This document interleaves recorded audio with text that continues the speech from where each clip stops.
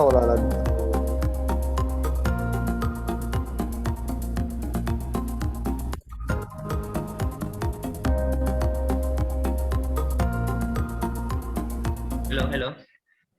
Hello, Assalamualaikum. Lagu tu kacau lah. Apa dia? Kenapa tak boleh? Apa dia? Lagu tu kacau. Terus pem tutup lagu tu. Hello. Gurau je.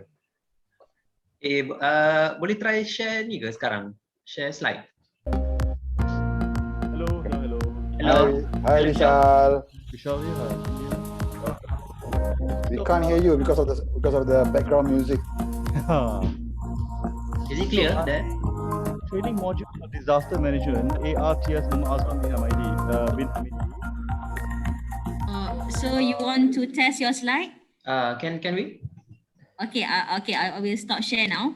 But I will start the video again at 10:55. Sorry, 1:55. Oh, time boleh juga. 10:55. Okay.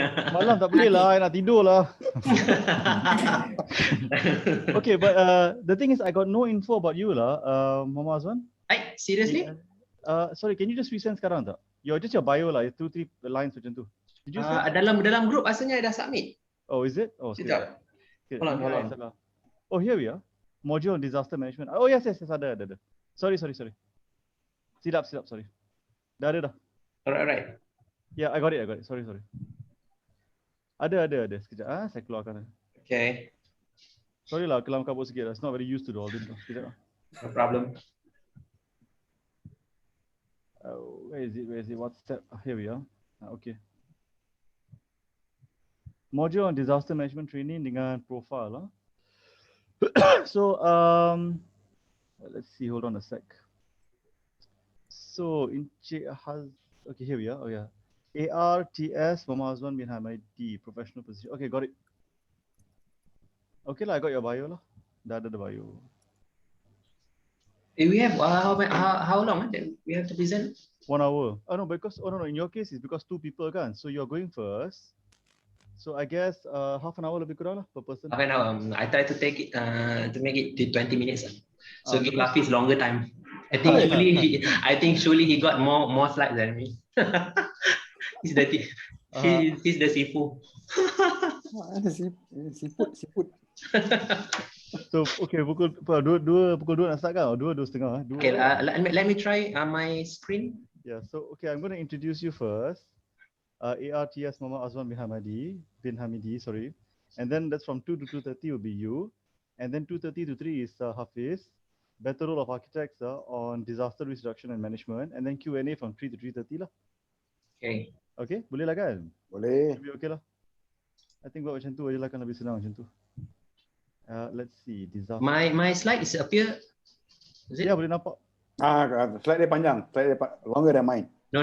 Just a picture, Hafiz. Just a picture. Tak apa. Go ahead. Boleh lama-lama sikit. Okay. No. Right. Ada drawing slide dia. It's just a picture lah. Here we are. Nothing much to share. Okay. Joe, hold on. I just want to share a video. Can I give it a try? Yes, you can share the video also. Okay, let's listen to this first. Professional technologist, researcher, assistant director, architecture department, JKR company, public works department, Jabatan Kerja Raya, JKR. Highlights: graduated from the International Islamic University with a Bachelor of Science in Architecture. Vishal, don't mention a lot. Just mention my names and my current position only. Okay, profession dengan position aja lah. So professional architect lah. Yeah, that's it. Cool. And then what about the rest? And bio ni, he graduated. Hey, can you hear the sound of the video? Sound no, only your voice only. I don't hear anything from video. No, nothing from the video. Huh? Tak ada. Video tak ada. Like, seriously? Yeah, serious. So we have he graduated from International Islamic University, actively teaching as a tutor at UTM, among pioneer of architecture department. Okay, qualified professional assessor and trainer for MICRAS and facilitator of No. by No. Tak ada. Okay, experience for disaster management. I think we'll focus on that lah.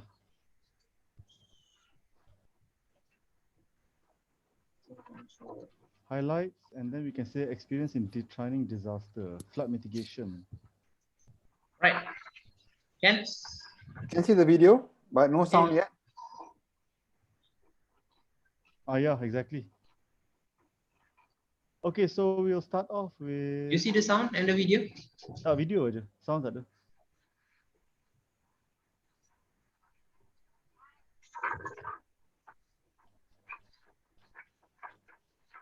Tajuk video tu takut lah kan? Taufan Hazwan. Ya. Taufan Hazwan. Baru tu. Apa dia? Tajuk video tu mengerikan. Taufan Hazwan. So you can listen to the sound? No, Tak ada, tak ada. Seriously? no sound. Tak ada bunyi. Only visual. Ya. Tak ada. Oh.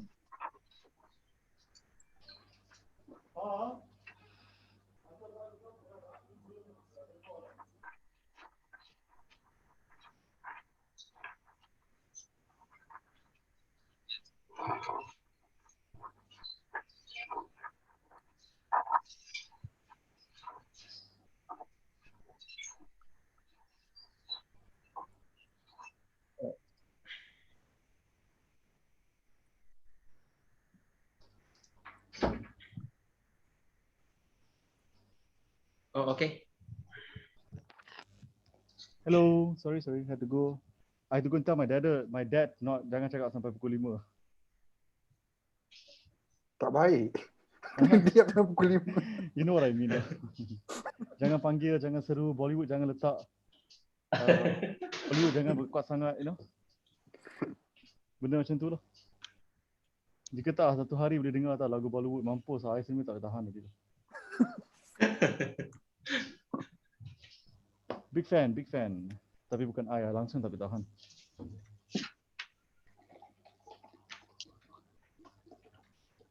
Bila nak buat meeting? Meeting apa tu? Emergency lah. Oh, itulah dia. Kena ikut chairman lah. Aduh, hai. Nanti kita set. Alright. Kalau kata hari ni okey. janji ada fulus. Jangan ada fulus. Yalah nak buat training. Iyalah. Macam mana nak buat kan?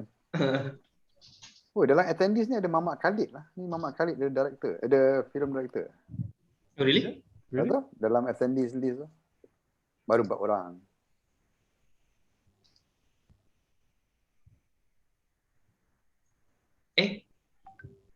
Dekat mana you tengok? Participant lah? Participant. Okay.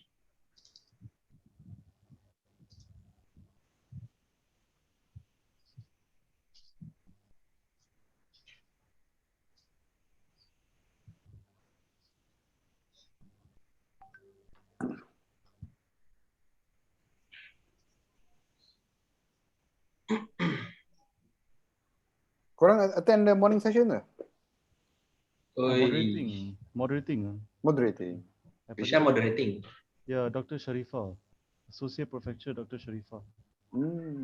There's space syntax. Space syntax dengan urban design. Green, Great Street, Ampang. Lucia Ampang. Okay. So Muhammad ARTS Muhammad Hazwan bin Hamidi, okay, who is a professional architect at the moment, and a little bit of bio. Graduated from International Islamic University, and for today's topic, we'll be speaking on the training for disaster management. Participate in the first Acacia workshop. Hafiz, kau still ada lagi tak yang Sultan Aminah punya video tu, dia orang share? Video ada rasa. Report ada, tapi video kena check. I have it, but I'm recording by using my phone. Tapi yang itu high impact lah. Ada. Kalau ada nanti nak share. Kau remind aku nanti. Aku rasa ada dekat office punya folder tu. Sebab yang itu macam memang very strong impact lah. Stamina sebab dia live punya live punya event dia orang record kan. Ya.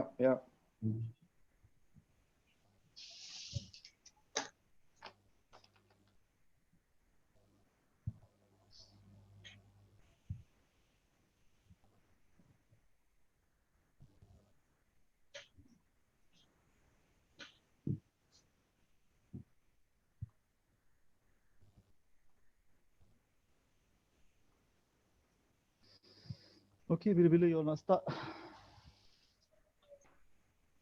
Let's see, general agenda.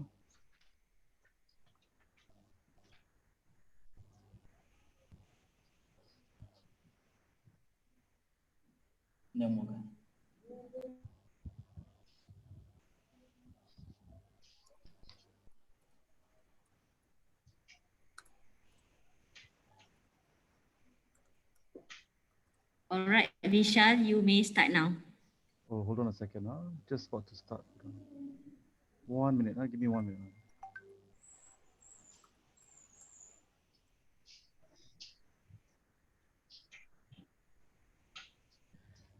Are we on? Okay. Good afternoon, everyone. Welcome back to the afternoon session of CPD Unlimited 2021, organized by PAM. And first and foremost, I'd like to take this opportunity to introduce myself. My name is Vishal, and I'll be the moderator for this afternoon session beginning from 2 and ending till 3:30. So for this afternoon, we will have a 1-hour session, sharing session with 2 of our esteemed speakers, ARTS Mohd Hazwan bin Hamidi, and of course, Hafiz Amirro. And we will begin very shortly, but before we do, let's just put a few ground rules for today. As I mentioned, my name is Vishal J.Singh, and I'll be the moderator, and I'd like to welcome all the participants and of course our 2 speakers here this afternoon to share with us their knowledge and their expertise in their respective fields. And the general agenda will be that our first speaker will be ARTS Mohd Hazwan bin Hamidi, and he is a professional architect at the moment who graduated from the International Islamic University of Malaysia. Now, in regards to his experience in training for disaster management, he has participated in the first Arcasia workshop in disaster risk management in Yogyakarta, and also received a comprehensive training in Kobe, Japan, for disaster preparedness in rebuilding the society, and was directly involved in the disaster risk management training conducted by Mercy Malaysia, and became a facilitator for training for the state of Penang and Hospital Sultanah Aminah in Johor, and directly involved in drafting a guideline for the Malaysia Initiative of Flood Mitigation in 2014 during the big flood in Kelantan. So without further ado, I'd like to take this moment to formally introduce our first speaker for this afternoon, ARTS Mohd Hazwan bin Hamidi, to take the digital stage and give us his presentation. So can we have you on stage, sir? All right. Thank you, Vishal, for the introduction. Actually, let me figure out how to share my slide. Okay. I would like to say thank you to PAM for inviting me, representing the PAM Emergency Architect team in order to present under the topics of training modules of disaster management. Good day, everyone. I hope you have a very wonderful weekend. Now, I would like to start my presentation.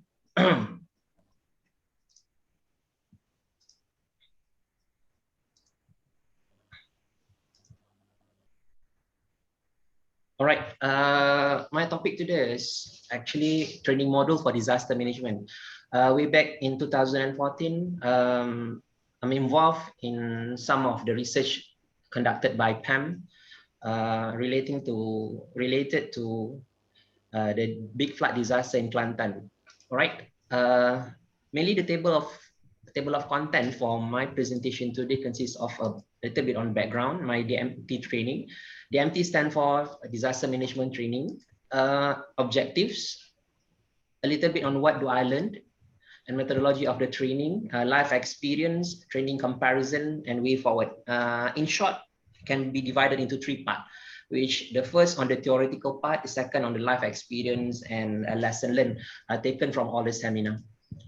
All right, and last will be what will go wrong. Okay, I just would like to quote a little bit on what already written in the Quran. We say, "Zahar al-fasad fil bahri wal bahr bima kasabat aydin nas liyuziqahum ba'd allazi amilu la'allahum yarji'un." The corruption has flourished on land and sea as a result of people's action, and he will make them taste the consequences of some of the actions so that they will turn back. This is a verse of Surah Ar-Rum, verse 41. There's a lesson learned where Rome was not built in one day. If you look at the context of these verses, it shows that disaster is an effect of people action. It is a consequences, a sign for people to realize what they did, and then how they can recover it back. So already consolidated within this one sentence. All right, a little bit of background. The picture shown is about Hanshin Awaji and also then in Japan, and we are talking about the recovery and also the process from disaster occurred. And then how we respond and also the restoration and recovery period. It takes us several years to recover to a better state, or at least for developing country, it is actually to reach back at a normal life.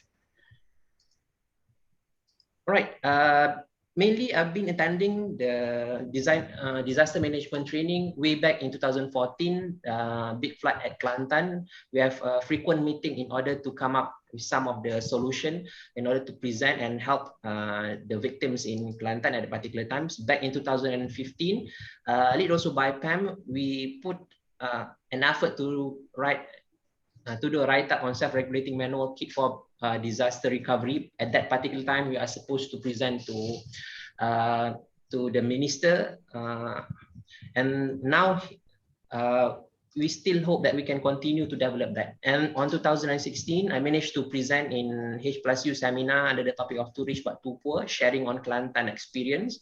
And back in 2017, I attended, start to have real training by Mercy and UIT and Perak, train the trainer, and subject matter expert seminar and disaster management by UPNM. And back in my alma mater, whereby we start to do some collaboration in between Public Works Department and also Mercy Malaysia.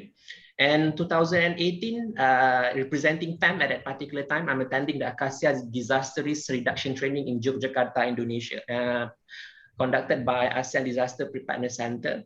And later on, I'm joining also Mercy as a facilitator in field training on disaster preparedness at Hospital Sultan Aminah, HSA. And last one is workshop and field work in preparing the disaster management blueprint for state of Penang.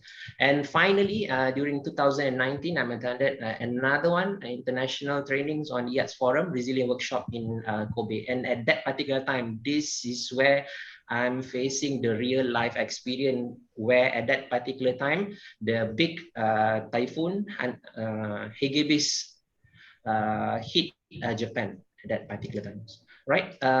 The objective of this lecture is more or less about to understand why we need disaster management training, and then the challenges that we are facing in order to address the bottleneck in implementing the MP.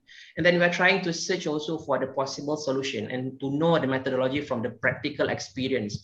Probably Malaysia is not frequently hit by a big and major disaster except for flood and landslide and some sort of drought on the northern part of Malaysia. But somehow we have to learn and to be prepared if something happened to this country during the unfortunate event. So throughout the training, I'm collecting a lot of information and also experience from others in order to formulate and to make a module for Malaysia.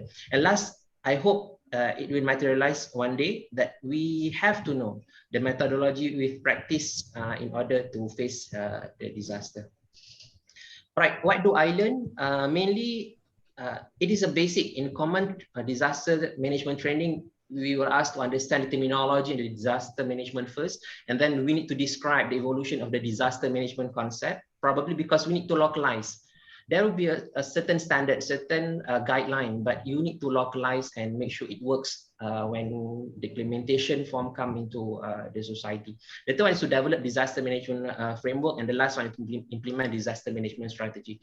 This is basically some of the overview, some of the pictures where I've managed to visit during my training in Yogyakarta and also in Japan.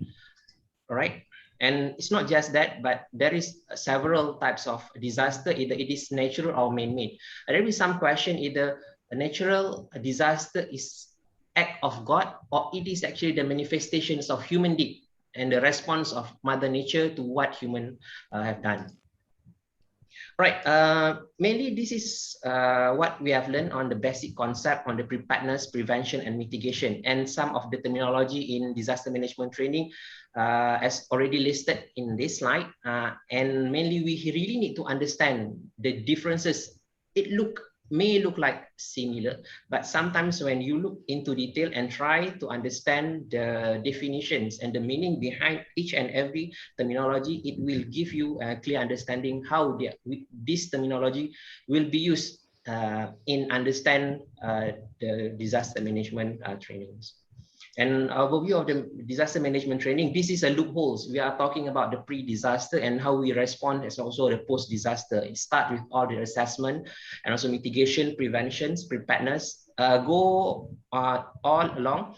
And we also need to plan not only during the disaster happen, but also before the disaster happen. And lesson learned from the previous event will help us improve our capacity in order to cope with disaster.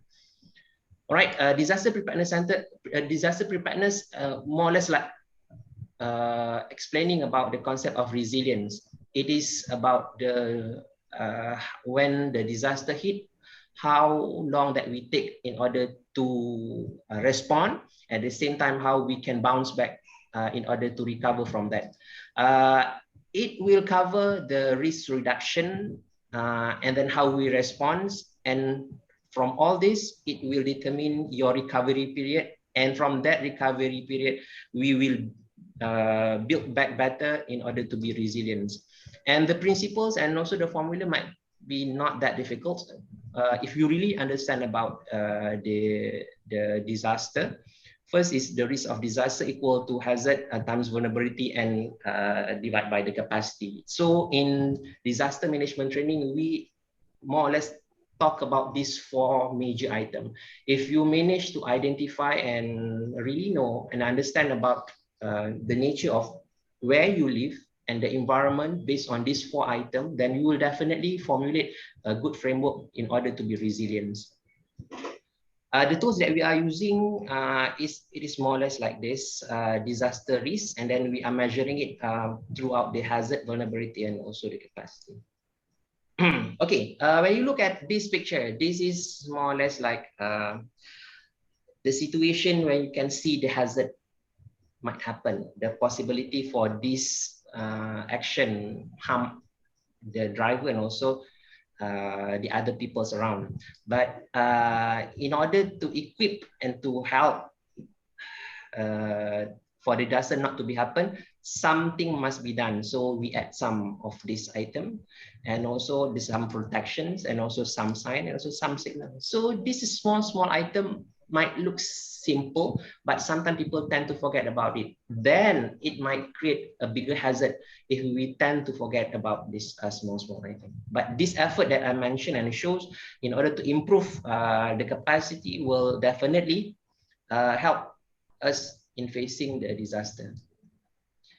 Okay, next, at the end of the training, we are talking about the community-based disaster preparedness. The government cannot can't afford to spend a lot. We have a limitation. Every government have a limitation when they are facing the disaster. For example, now the pandemic, there is a lot of things we need to cover before we can be able to be on the state that we are supposed to be to recover from the disaster. So mainly government should rely also on the awareness and also on the readiness of the community. So from the community-based disaster preparedness, we need to be community should be proactive and responsive. It should be integrated and multi-sectoral and multidisciplinary, empowering the capacity of the community and also the development. So the core of it is on the community participation, and they are the core programs. And from that, it will help for the community to gain back their state where it's supposed to be, like before the disaster. Okay, this is some of the other item during my training. We learn about the anticipation from the victims. They come together in order to understand and also to help together to build to rebuild their community after the disaster. It is very important to emphasize the collective community action in order to expedite the process of recovery. And also, see, community-based disaster preparedness also is very important to make sure they feel the sense of belonging and they know what they want. Here we learned about the local wisdom, where if you want to do something and to want to recover from a disaster or aftermath, we really need to know what they really want. It is the most essential thing in order to give and also to help the people. These are some of the other pictures taken and from the training. Shows that involvement from the participant after the disaster. So probably simple effort, a small effort, will help during the very crucial times of facing the aftermath.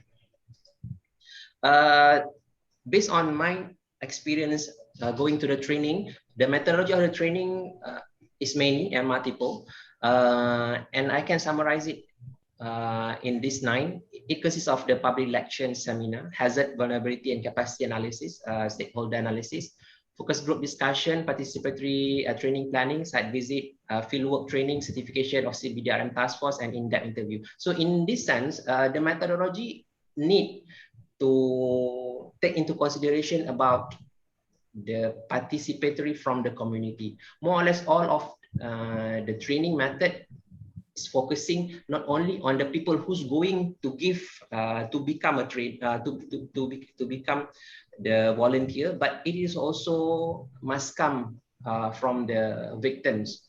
So the experience from the victim is very crucial, especially when you are thinking you are talking about the psychology of the victims and also the needs and also the nature of the environment. It is very important in conducting the training for disaster management.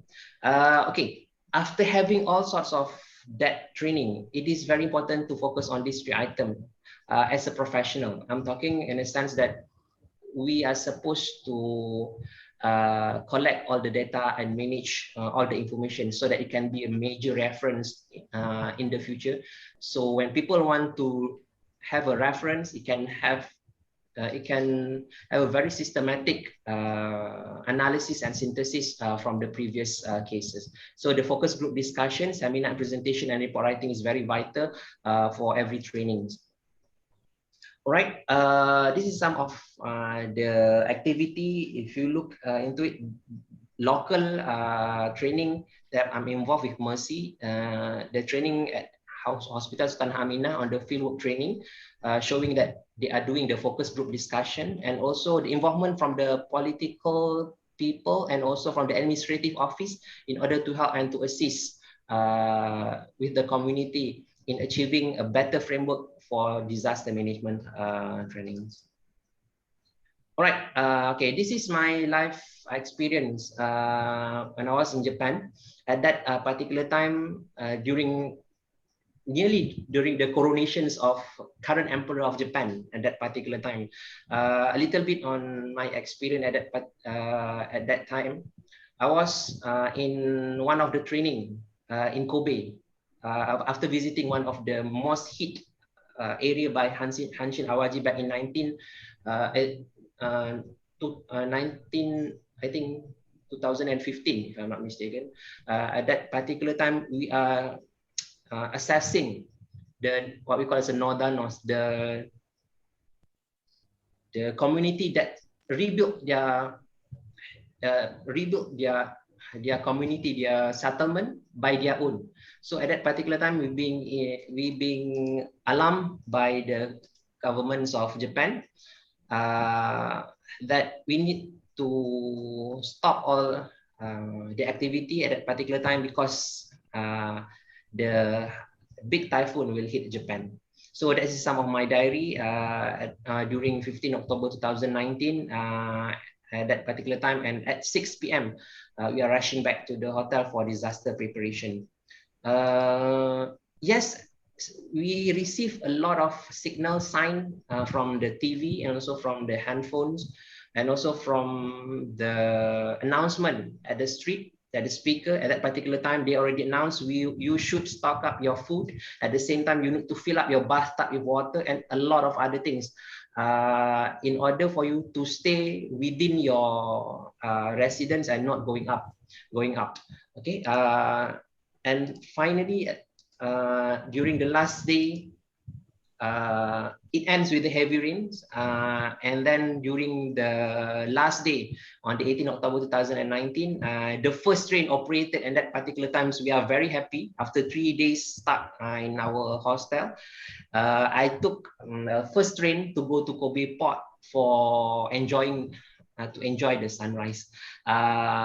So lesson learned from that event, Japan took a big step in order to create and to document all the remnants of the event or the earthquake in 1995, 1995, in one of the very interactive museum. And I would advise everyone who want to learn and study about disaster management training to visit this. It is very important to understand about this item, and I think Malaysia should also take into consideration to establish this kind of museum as a place to study and to do a lot of research about disaster management.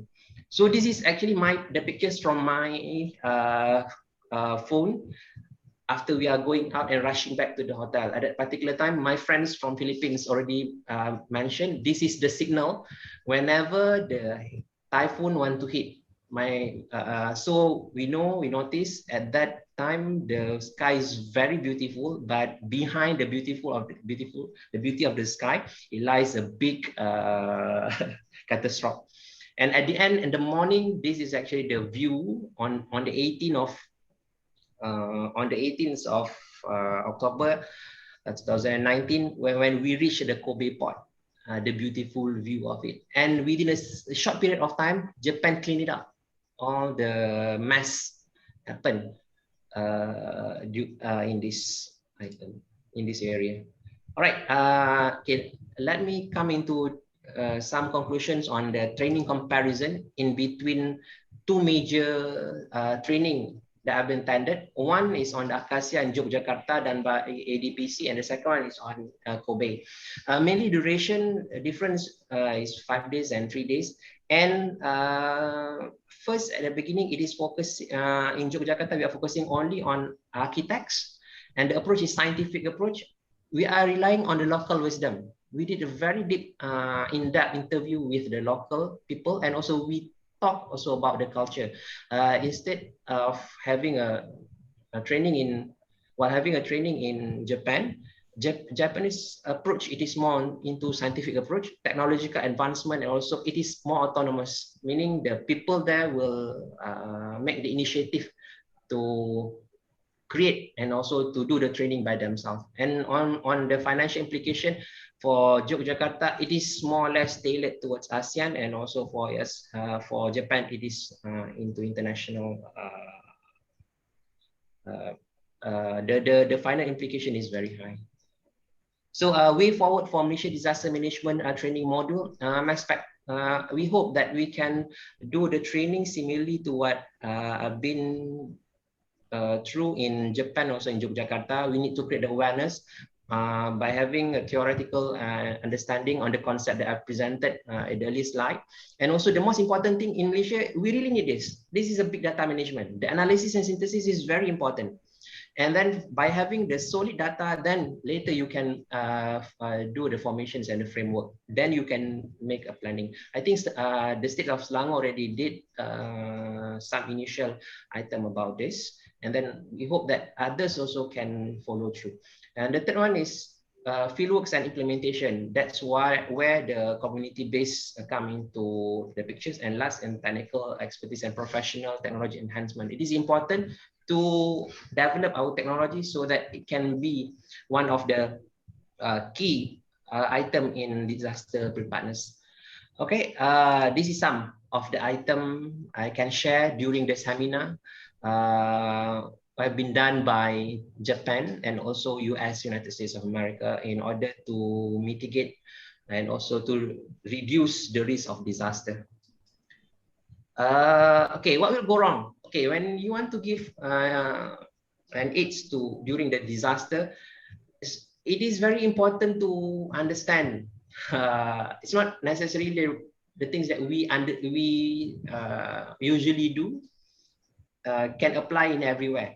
So this is one of the case study, dome house in Lapan. It is happened due to the landslide in Yogyakarta, and then at particular time this is come into mind, dome, because US government want to sponsor for redevelopment of this village, and then this is where we call as imported culture. They are providing everybody equally 90 square meter dome house for hot and humid climate. It is very crucial. Okay, an initial idea, at the beginning, the US, the designer from the US come up with the left one, and also the right one is actually the modified versions by the local architects, even though they are not satisfied with the proposal, but somehow they tag along with it since the funders coming from the US, and also they are trying to do some conceptual idea how to localize the construction method, and then it come up to be like this. Mainly they are planning to use the local material, but what would happen, it is not materialized as what they planned. And also the different types of master plan proposed by different group. First is the local government of Indonesia is very fragmented, easy distributions like a normal gridiron, Europe planning. And the second one is from the US. They want to have like an Europeans and also British arrangements where they have a big lawn and also big plot of land. And another one is on the clustered types of arrangement proposed by the university. And then they did some engagement with the community, and you see this is what the community response. This some sort of a different types of response, but they are still going with that kind of approach. And then this is what happened in the current condition, where extension happened after the house complete. All right. Okay, this is the real one. Finally, 3 people from the victims, 300 victims from that community construct, and then 400 people for road construction. So this is one of the items built by the community, but being forced, actually, partly being enforced by the funder. So this is my real visit. It becomes a Teletubbies and very fun things. And then the moment I enter it, wow, sometimes you cannot even imagine you are entering what we call it, the kiln to make a brick. It is very hot inside. And you know what? Very interesting thing, another good side about this development, they change the settlement, the village, into tourism, where they paint in Teletubbies house so that it becomes good things. It becomes a new attraction. All right. These are some of my activities during the visit. And also during the training in Yogyakarta with all the architects. As you can see in the middle picture is one of the earthquake expert from Indonesia. This stone is actually flew from Gunung Merapi at that particular time, 20 kilometers, thrown from the top of the mountain. So this is the real thing happened. We are actually, I think, around 10 kilometers from the Merapi. And also on the below pictures of that stone, the reminiscence of one of the house with the existing footprint they rebuilt, and you can see also there's bones and also some other house appliances that being burned due to the Merapi eruptions. And we also do some in-depth interview with the participant, and also we go and ask and to understand about the local culture of peoples in that area. So mainly I'm about to end the presentation in order to give to understand what they want during the disaster period. We also need to understand their culture. It is not only give blindly our aids or our help without asking them what they really want. So in disaster management and so rebuilding the settlement, I think after this next speaker will talk about how to build back better.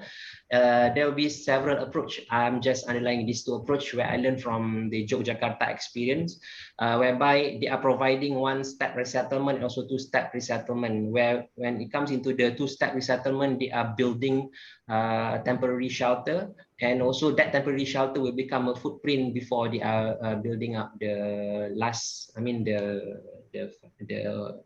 permanent houses.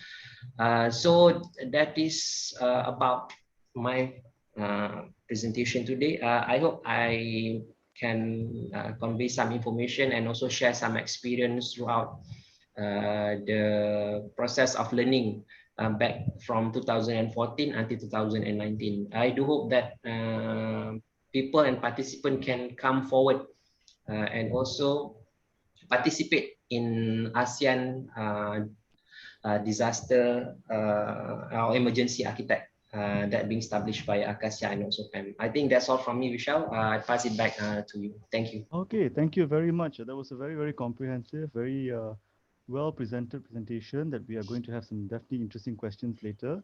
So, okay, 2:30 on the dot. That's pretty good so far. Our next speaker for this afternoon is one of my close friends as well. And Encik Hafiz Amirro will be presenting a topic entitled Build Back Better, Role of Architects on Disaster Reconstruction and Management. Before I proceed though, let me just give you a little bit of bio on Encik Hafiz Amirro. Encik Hafiz Amirro has worked in various humanitarian situations on frontliners and backends where people encounter hostile forces and disasters and conflicts. And Hafiz is the Managing Director of Humanitarian Capital, a transdisciplinary consulting firm specializing in the humanitarian and development sector, strategic planning, risk communication, and community engagement, and currently is a consultant for Mercy Malaysia's Strategic Management Unit, UN Habitat's ASEAN Sustainable Urbanization Strategy, and Japan International Corporate Agency's DRM capacities as local governments in Malaysia. So this is a gentleman who obviously wears a lot of hats. And without further ado, I'd like to introduce you to Encik Hafiz Amirro to take the stage. Thank you. Encik Hafiz, are you there? Thank you, okay. Vishal. Sure. Bismillahirrahmanirrahim. Assalamualaikum warahmatullahi wabarakatuh. Thank you everyone for attending this session. Thank you, Hazwan, for the very informative presentation you did just now. Vishal, can you confirm if my slide is on? Oh, yes, yes. Very nice. Oh, wonderful. Yes. Very nice. Well, I mean, you know, nicely presented. Well, I mean, okay, you know what? I'm just going to keep quiet now before I say anything inappropriate, and I'd like you to continue with the presentation. Thanks, Vishal. That's the conundrum of speaking on disaster, where things are not really nice actually, but at the same time, you wanted to make it more nicer. Anyway, yeah. So my topic will be on Build Back Better. So I won't be sharing too much on the justification on why architects should be part of any humanitarian assistance or any disaster preparedness initiatives, because the fact that you are here in this room, I'm assuming that everyone has the interest and awareness on doing so. So rather than doing that, I will go slightly into the technical detail of the whole framework of Building Back Better and how architects can contribute in a more targeted way within the areas of disaster risk reduction and management. So this first image is recorded in Philippines during Typhoon Haiyan, which is one of the most strongest typhoon recorded in the modern era. So as the topic suggests, we are looking into the area of building back better. And for the past, if I may say, about maybe 5 or maybe 10 years, for the past 10 years, many initiatives, including risk reduction, post-disaster needs assessment, recovery projects and programs, have increasingly adopted the philosophy and the working approach of building back better. So this shows that many has already have the awareness that whatever that we do in assisting disaster recovery is not only about replacing damaged assets, but to take the opportunity to do something better, to do no harm, and most importantly is to reduce vulnerability and strengthen community and the environmental resilience of that area that was hit by any disaster or experience any crisis. So that is basically the whole idea of building back better. It was made popular in 2005 after the Indian Ocean tsunami, especially in Aceh, which is this image now that you can see. This is in Aceh. And people start to discuss, to explore what is Build Back Better is all about. And as like I mentioned earlier, while disaster provide opportunity for change, particularly to reshape the built environment, but there have been evaluation and reports and studies that found that these opportunities are basically left missed. We don't take those opportunities to do something better, whether for the environment, for the community, or both. And some of the reason why, because of competing recovery agendas. In the humanitarian as well as the development sector, there are competition for brand values, competition for access to funding, competition to many other things. And this competition are part of the main reason why humanitarian assistance as well as development assistance does not reach the targeted outcome, the targeted recipients as intended.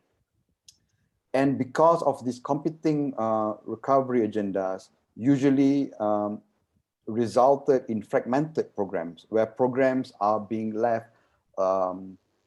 as a standalone touch and go kind of program. And the one that architect Hazwan showed just now is a very good example. The Teletubbies dome houses in Yogyakarta. It's a very well-known case study which humanitarians and recovery or aid agencies use as a good lesson learned. And because of the fragmented programs or programs that are not holistic enough, usually they are caused because of these three insufficient understanding.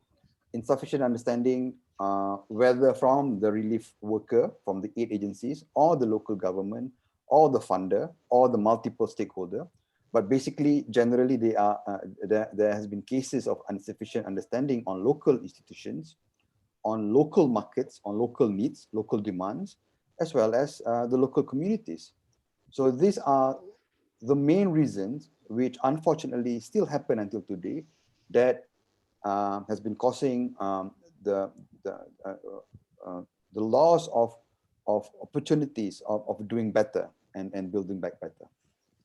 However, there are a lot of good examples in many recovery cases and projects and programs where successful technical assistance, whether they came in the form of technical knowledge and understanding, or technical assistance in terms of funding or or infrastructural support or political will.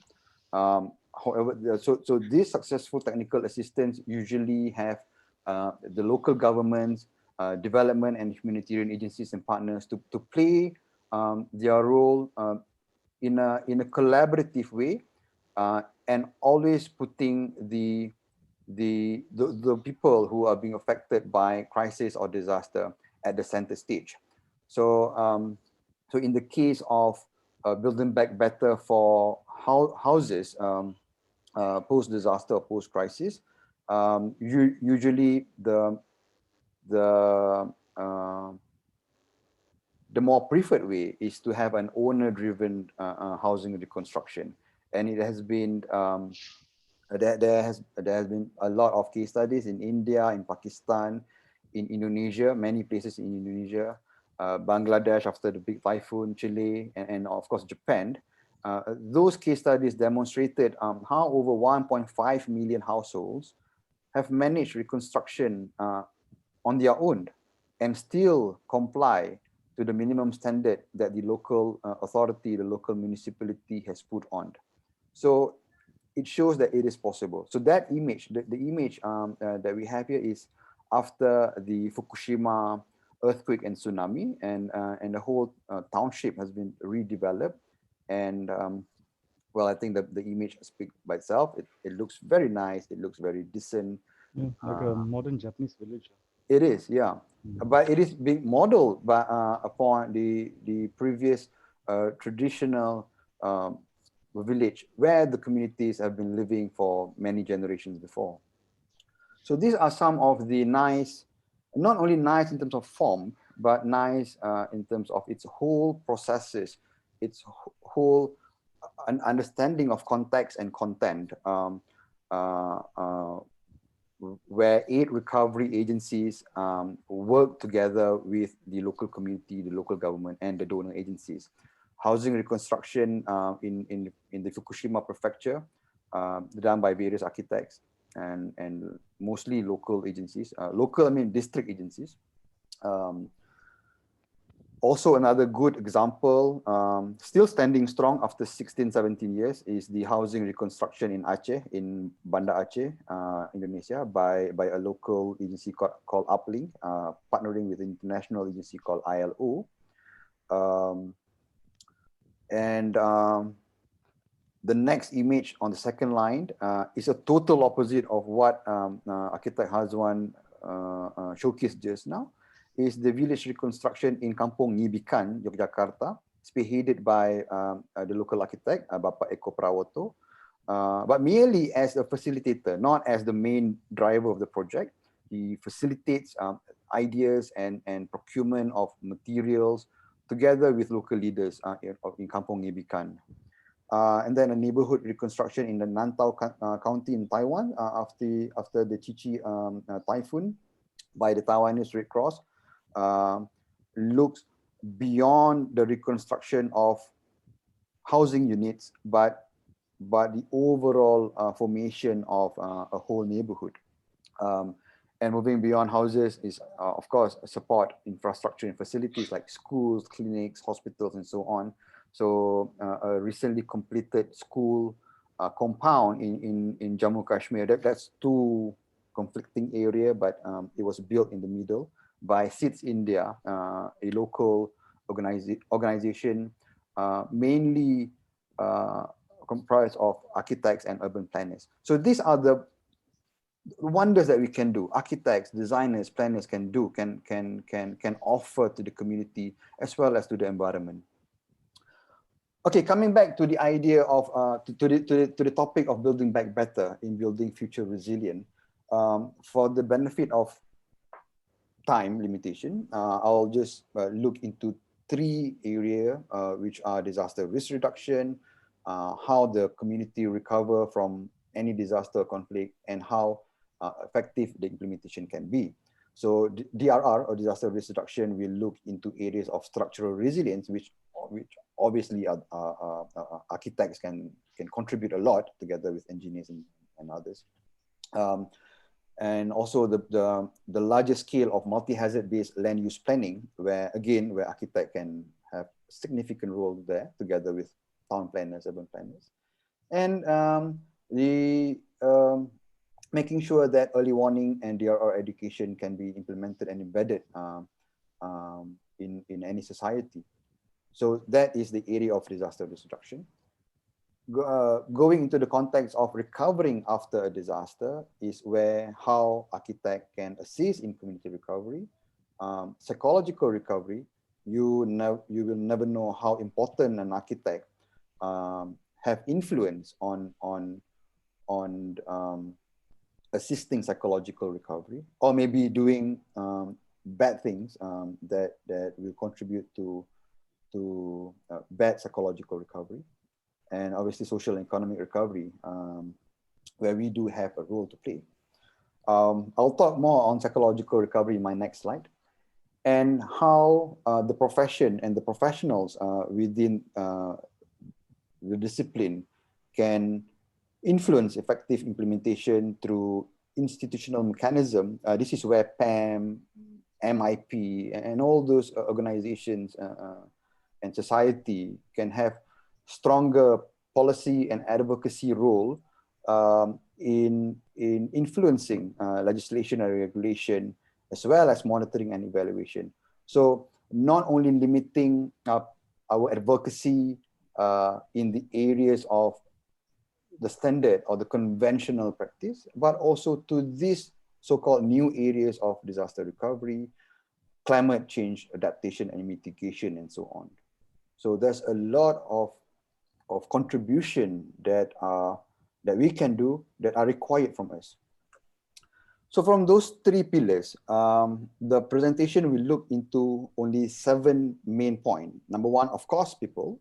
And people here means, number one, are those affected by the disaster or crisis. But people like you and me, people from the political side, people from the corporate sector that usually comes with the money, and so on and so on.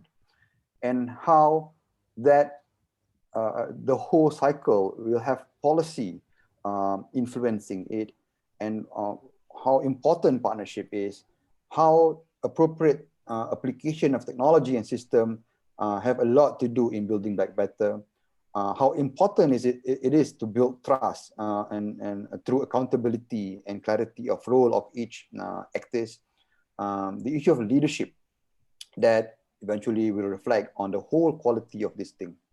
So I'll go one by one. So people, obviously everyone has a right to advise. Everyone will talk, everyone will give their opinion, not only limiting to the professional, the experts, people like architects, but also from women, from children, from the local leaders. So everyone has a voice, and this voice has need to be taken in a more inclusive way, because by picking up those voices, we will harness all capacity available.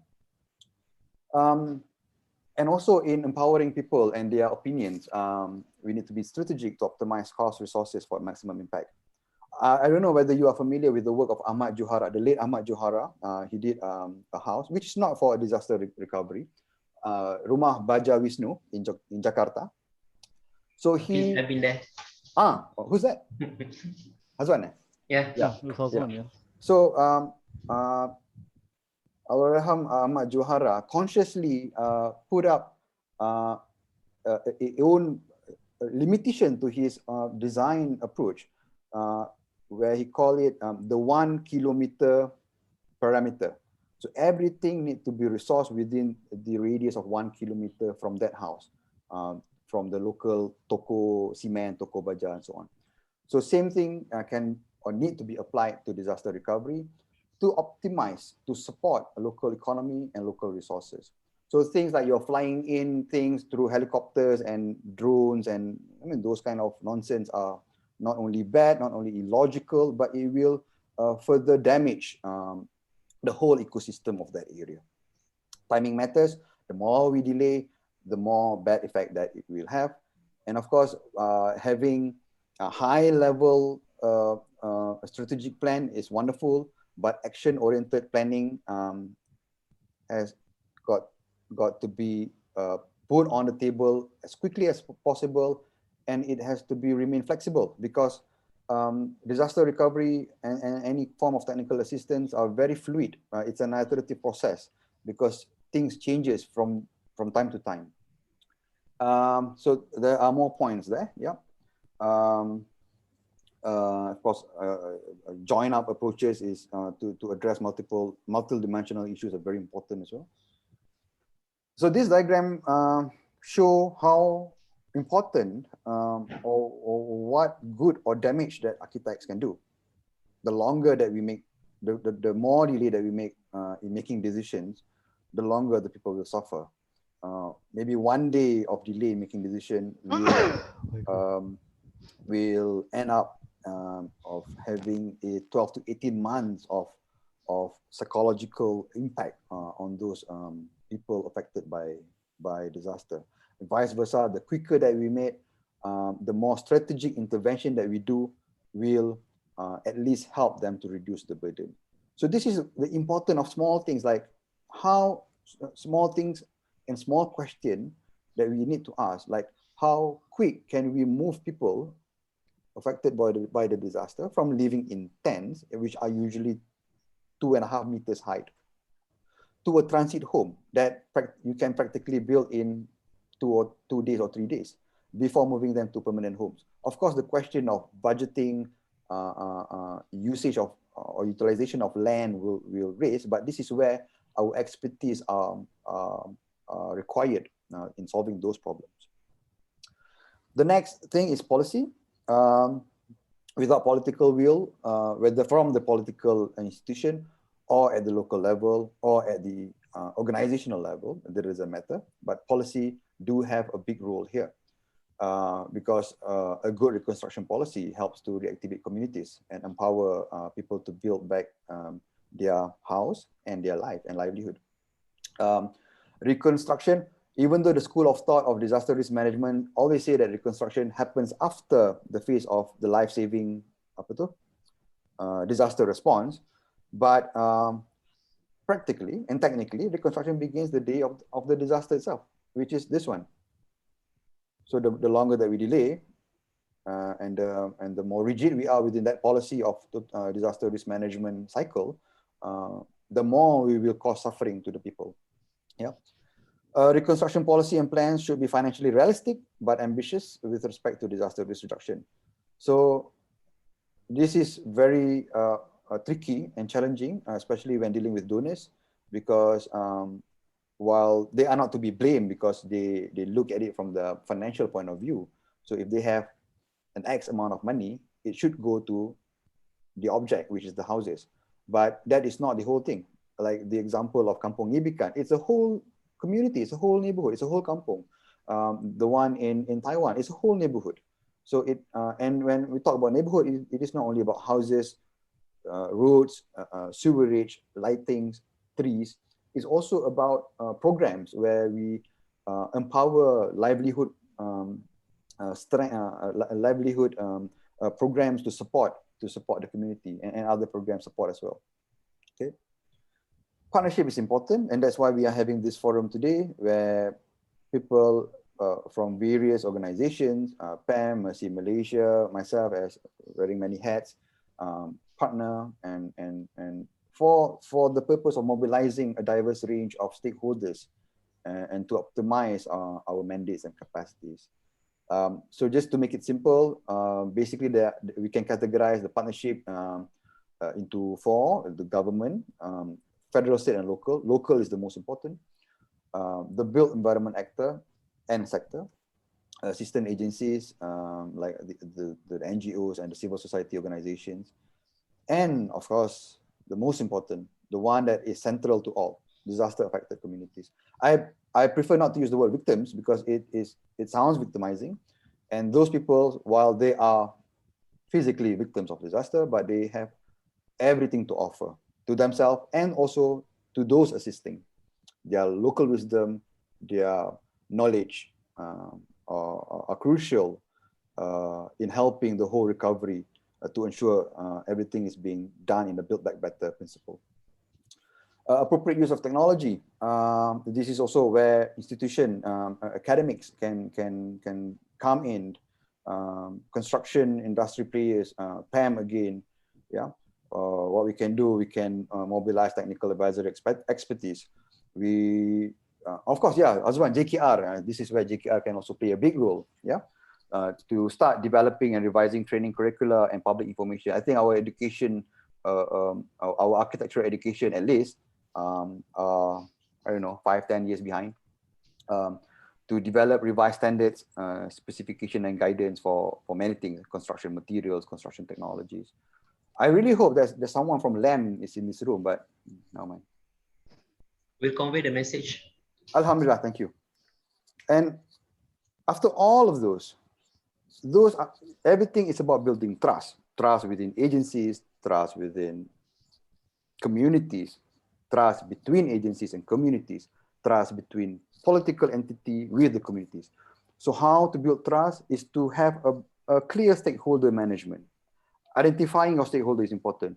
That, again, that case study, the US-funded Teletubbies House is a very good case study of a failure, or maybe not a failure, but because they just don't want to listen to, a failure of not identifying their stakeholder, what are their needs, what are their requirements, and how they live. So a strategy to address social and social inclusion, diversity and vulnerability is very important. And on top of that is to have a clarity in communication strategy.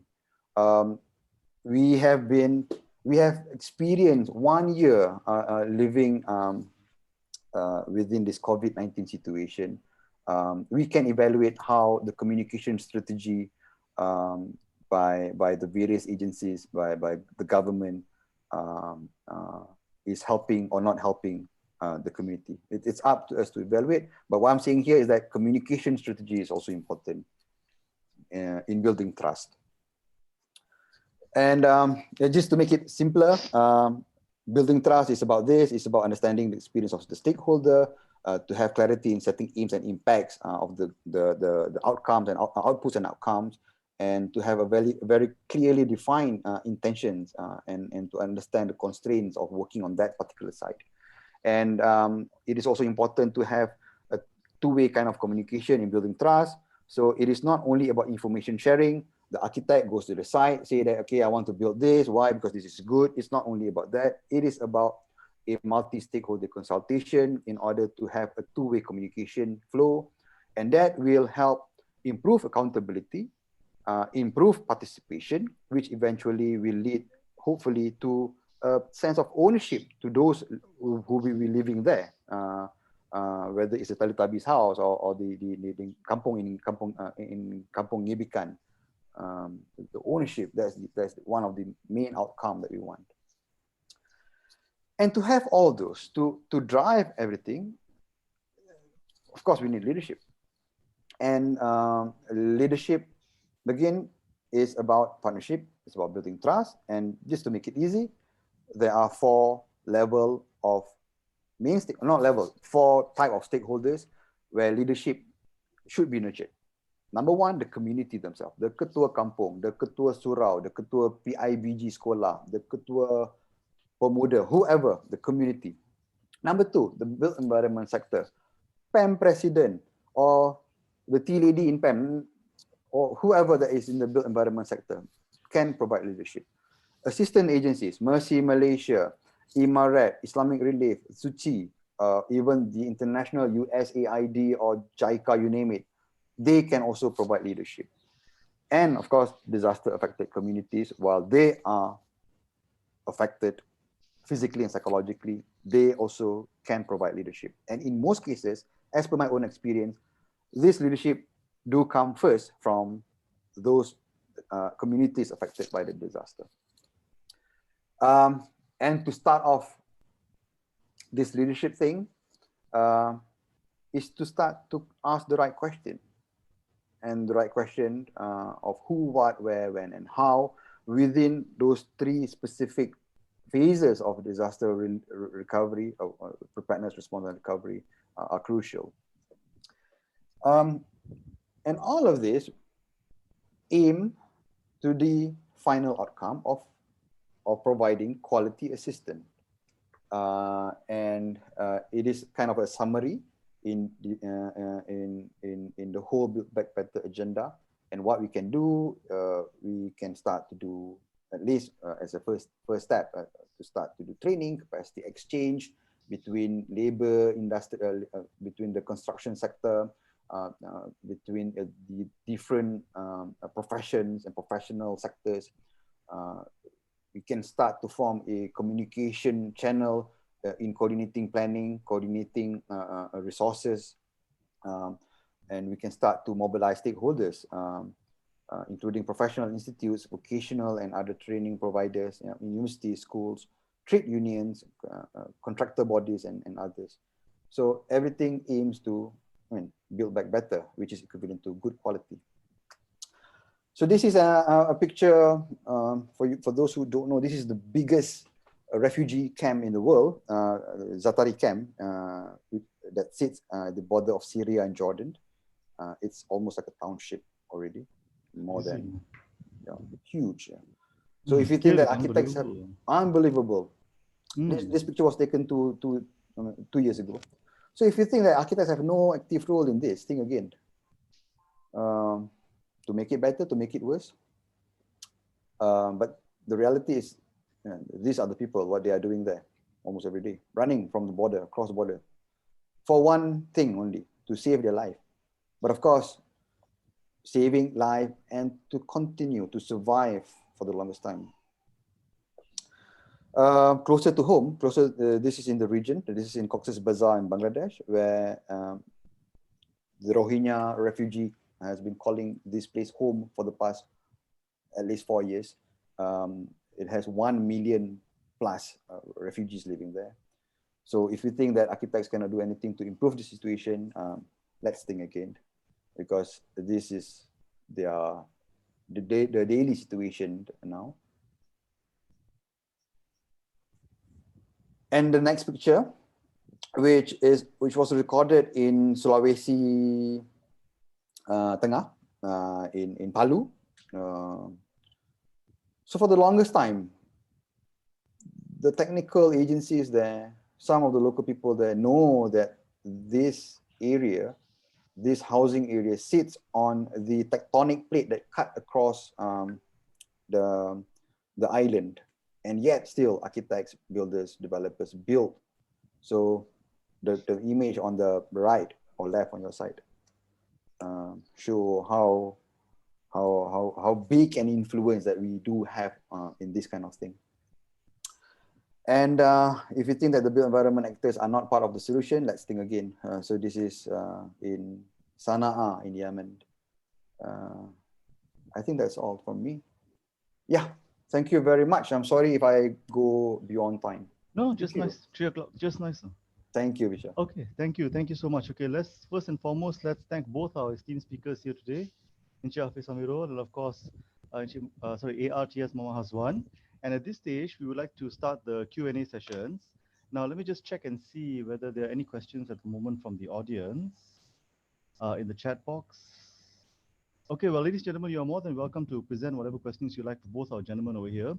But in the meantime, let me just start off the Q&A session with a question that I think is applicable to the both of you. People sometimes, especially the young, they get very inspired when they see things like this. Inspired in the sense that they want to help. You know, they actually want to say, okay, well, I understand this is a bad situation and I want to do something to make things better. So how do you actually get, let's say someone actually wanted to volunteer to help somewhere, and let's say, for instance, some disaster-stricken area, and they need help for the volunteers and refugees and things like that. Then what can they do to say, okay, if you want to help, then this is what you need to do? Can you give some advice to our young members of the audience who would like to contribute their time and effort in helping humanitarian causes? This question is open to the both of you. No anyone specific. I think I let Hafiz answer first. Okay, sure. Yeah, I mean, some just basic steps, not in particular detail, like say someone wants to help. Okay, and having good intention is very good. Wanting to help is very good. But we need to remember that the whole principle of helping is to do no harm. So if we do not equip ourselves with the right, not only technical skills, but the right understanding of helping, usually we will be doing more harm. We witnessed this in Kuala Krai, where the whole of Malaysia, practically the whole of Malaysia, with their four-wheel drive, with their good intention of helping, goes to Kuala Krai. The houses there were damaged because of the flood, but the roads were okay until those four-wheel drive came over to Kuala Krai. So that is one point of view where you can see we need to understand that we should not do harm, further harm. So attach yourself with the right organization, the right bodies, yeah, to channel your help in a professional way. Because humanitarian, it is no longer about volunteerism. It is no longer about sukarela, where you suka and you rela, you don't suka, you chow. It's not about that anymore. It is doing something professionally. So yeah. Interesting. What about yourself? Do you have anything else you'd like to add, AR Hazwan? Actually, just want to reflect based on my experience when Hafiz is actually bringing me to the masjid. At that particular time, it's quite tough to align your intention, what you should do in order to be a help for the organization. But after going through several trainings, then you realize sometimes a small thing is very important, and you must put it in mind, a very basic principle inside yourself. It is very important to know what you are going to do. It is very important to equip yourself with the basic necessity, the basic information about what you are facing with. It is very important. So before you just jump in with a good face, doesn't mean that you are going to do it right.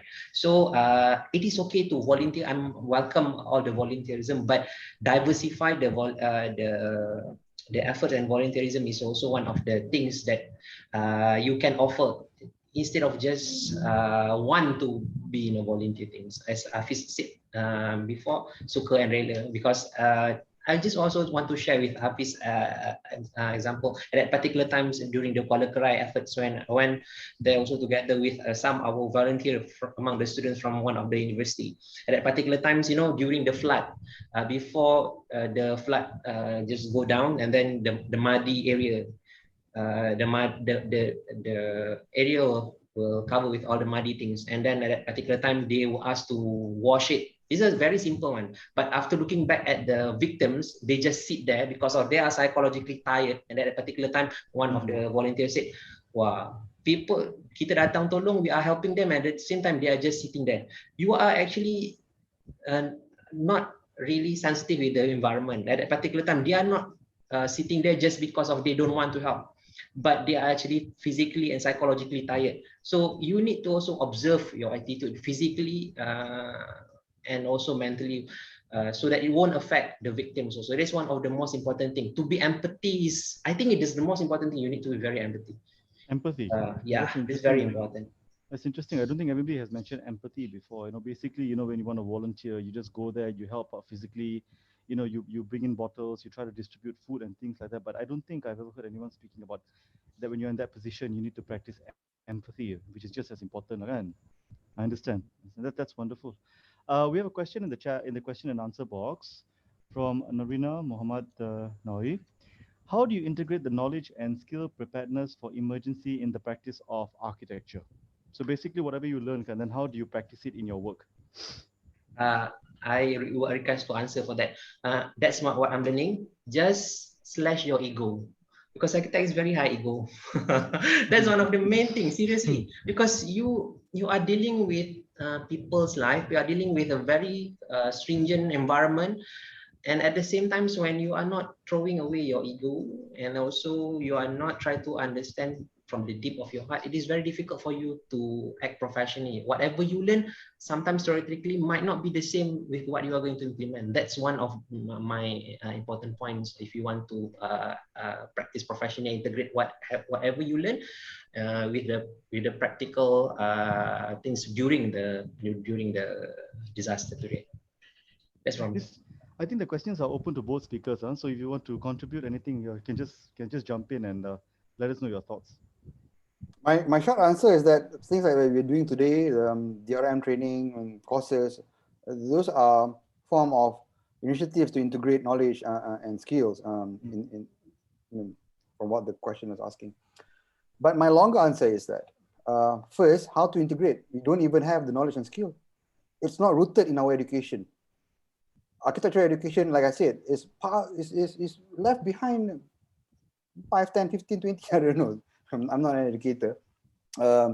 But before integrating it in a rooted way, we need to go back to the basic of architectural education, or planners education, or engineering education. So that's my personal understanding in applying skills and knowledge through the right way of education. Interesting. Okay, it's kind of, I think that has been a regular complaint, is that, you know, our education system just hasn't kept up with whatever the needs and requirements of the modern world are, and that of course includes disaster management as well. So maybe this is something that we need to look at and try to find ways to improve how best we can prepare ourselves for whatever disasters that might come in as well. Okay, I think there are more questions at the moment in the chat box as well. And let's see, thanks to the both of you, Hazwan and Jeff as well, such a valuable sharing. It is a disaster, and to call us and encourage. If you guys can have a look at the chat box as well, I think there's actually things for you guys. Can have a look, maybe it's just a general comment.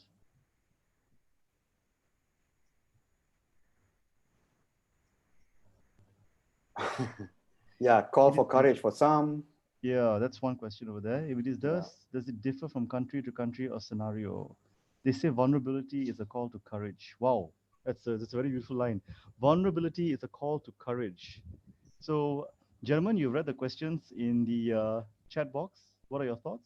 I can't answer on behalf of those affected by disaster. Alhamdulillah, thank God, I have never been a disaster victim. So I can't answer on behalf of them. Yeah, well, some do cope better, some do cope. They need more time. Of course, it differs from country to country, from state to state, from kampung to kampung, from individual to individual. It differs, and that's what made disaster relief, disaster recovery, disaster education complex. But that is not unique to disaster only. I think everything do demand the same thing, whether you learn economics or anything, it's the same. Yeah. But I do like that quote, vulnerability is a call to courage. I think it's when we are most vulnerable that we have to force ourselves to be brave and face the situation. So that's a great quote. Thank you for that.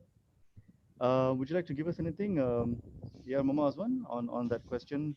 Not much on, as Hafiz said, I cannot speak on behalf of the victims. Right. But being one of the victims back in Kobe at that particular time is really a shock. To prepare yourself and then to spend, especially your expenses at that particular time, and then to do a drastic thing within a short period of time, it really gives some impact to me when I'm facing the Higibis typhoon at that particular time. It is one of the big lessons learned, and then you really appreciate your surrounding and your environment. Right, that's some of the comments. Just for even for 3 days, I think it is a huge impact to us, the participants. Even we are being there for a short period of time, but going through a very critical event, we don't know if the condition there will be getting better or not, and then it will be something to on there. Right. Okay. All right. So there's another question in the question and answer box, also by Norina Muhammad Nawawi, and I suspect this is for Encik Hafiz. What is your recommendation to include awareness and some experience as part of the training of architects? Studio projects, summer schools, internship, or construction? Again, the question is open to the both of you. So if anybody would like to answer this, then you're more than welcome to share with us your thoughts. Mungkin Hazwan dulu. Hazwan, I think it's very tough question because Hafiz already touched on the fundamental basic necessity specifically for architecture, but even for service provider like technical agency like JKR, sometimes you look at the setup of JKR. JKR is very big. It's very big. At the moment, disaster happen is one of the item, one of the team that we're going to go through. But without improving, like, I mean, the SOP or the standard operation procedure, a normal standard procedure being used will delay the aids. And then it is very important for anybody, actually, for the professionals, the community, the students to gain knowledge and really some awareness about this item, about this thing, so that this is like a puzzle. One people know about it, and then the rest also have the similar understanding, then they can match. Or else people are speaking at the same, in a different way. That's what the most important thing about how to integrate this training into the education.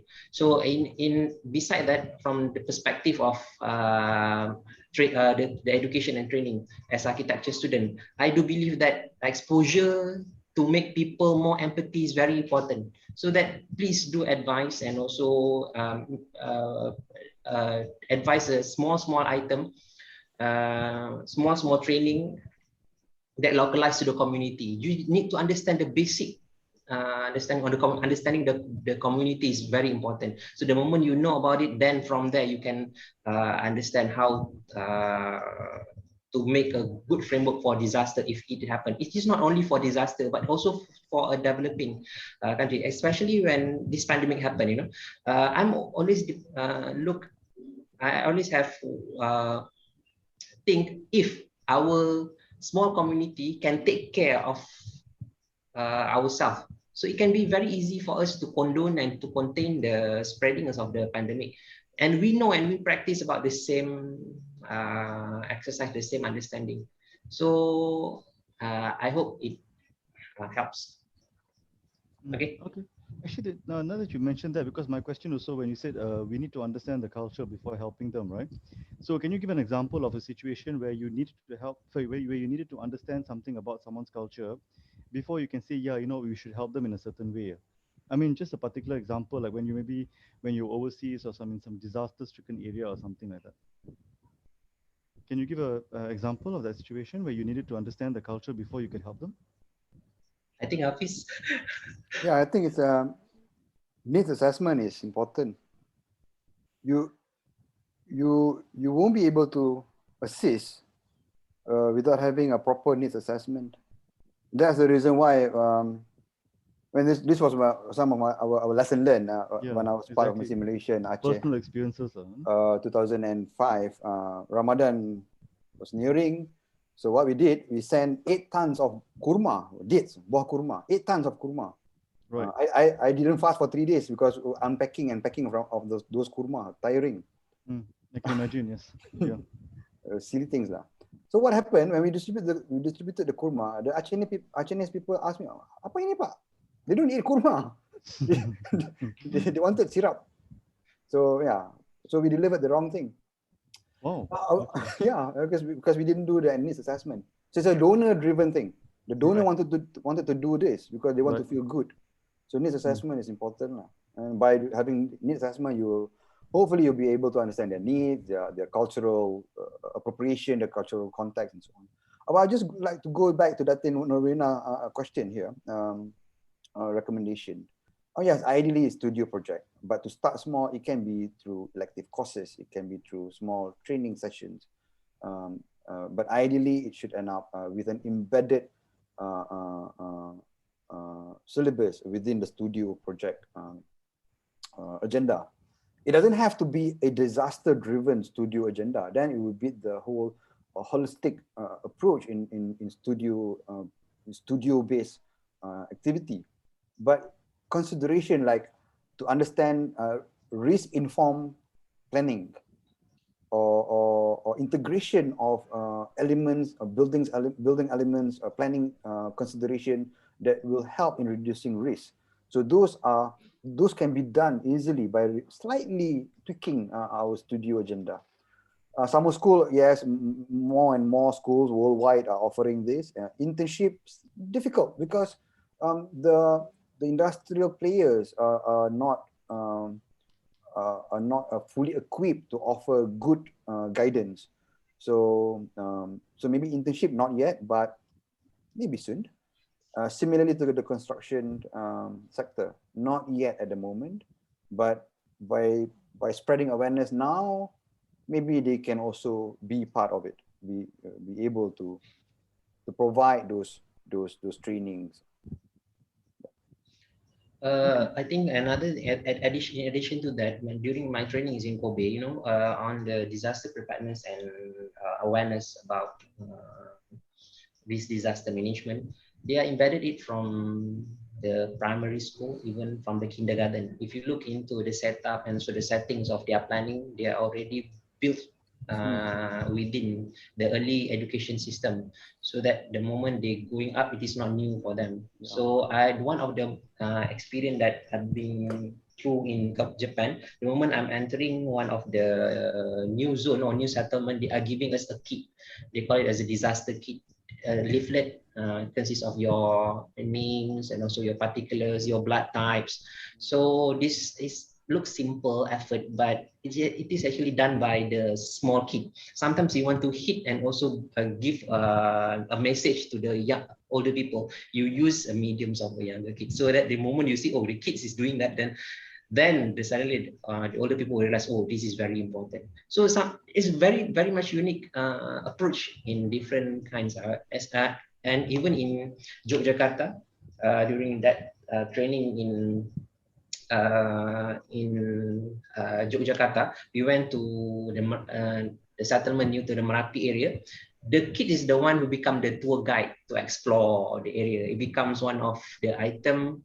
The storytellings come from one generation to generation through the narrative methods from the kids, so that they are not even know, but just from listening from their parents, they are actually conveying the message in much more impact in compared to like we are doing it. Sometimes in formal, I think I do believe in informal and also learning approach. It must be integrated within the formal education. So I agree with Hafiz. I think some integrations it is a must in reviewing back the syllabus of our education system. Okay. Speaking of early education again as well, and Japan, surprisingly, I go to Japan to Kobe University every year to teach the Japanese on disaster management. Wow. Ketak lutut tau, pasal they ask me to teach the Japanese. Why are you calling a Malaysian to talk to Japanese about disaster management? But the answer was that we want to learn from everybody. Crazy lah. That's the mentality that they have. Yes, Japan is really a league of its own lah. It's really so unique in all of the planet. They really are so ahead of everyone when it comes to education and things like that. So really hats off to them lah. Okay, gentlemen, I think it's already 3:25, so I think I would like to take this opportunity to thank the both of you. Before we go, would you like to give us any more closing remarks? I mean, is there anything else you'd like to mention? It's been a very fruitful discussion, no doubt about that. I'm just a short remarks on behalf of PAM. I would like to invite more volunteers, especially the youngsters, to be hand-in-hand with both of us, since we've been given a task actually to participate as an emergency architect. It's not only just developing the training, but I do believe that by having a good teams in imparting this information and this knowledge through PAM platform is essential. I would like to invite all the participants and also all the listeners and the audience to join us in this team, the PAM Emergency Architects team. That's just some short message from me. Oh, thank you very much. Okay, gentlemen, I think we've come to the end of the session. Let me once again thank both of you to have taken your time and effort on Saturday afternoon, on a very warm, very hot Saturday afternoon, to join us today. And I think for those of us who are attending, the audience, please remember CPD and all that. You need to check for details. And let's take a screenshot before we bid adieu. Okay? So get ready. Give us your best smile, gentlemen. Okay, 1, 2, 3. 1, 2, 3.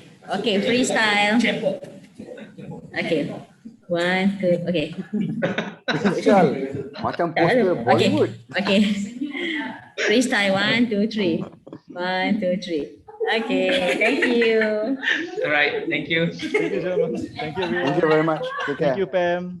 Thank you, everyone. Thank you. Take care and see you all soon. Goodbye. Right.